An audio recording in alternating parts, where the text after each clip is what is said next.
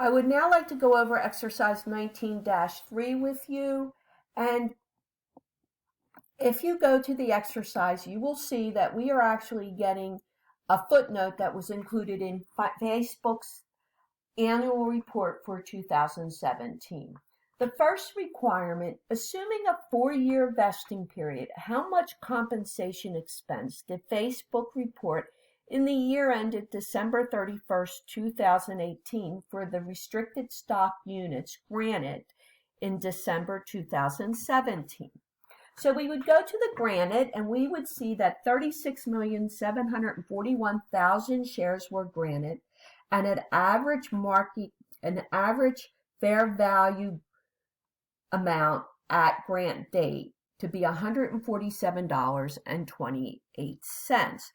So the total amount that would have to be recognized over 4 years would be the 147.28 times the 36,740,000 shares, which equals $5,411,000, divided by 4 would be compensation expense would be recognized as $1,353,000 each year, and there would be a credit to paid-in capital dash restricted stock units.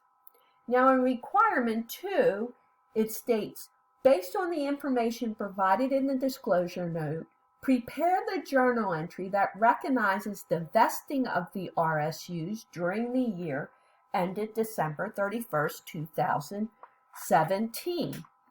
Well, in this case, what we see that 43,176,000 shares were vested during 2017 at the weighted average grant date fair value of $83.74. So when they are vesting, the total amount of the compensation expense, the journal entry is to debit compensation expense and credit paid-in capital restricted stock.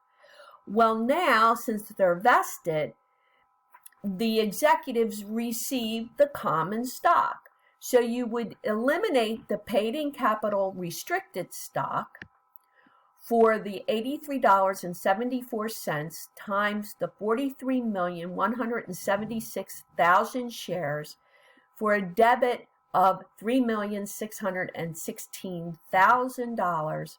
Common stock would be at par, which is basically comes out to 0, and the paid-in capital in excess of par would be the $3,616,000. Now, we base our journal entries for the RSUs on the average date,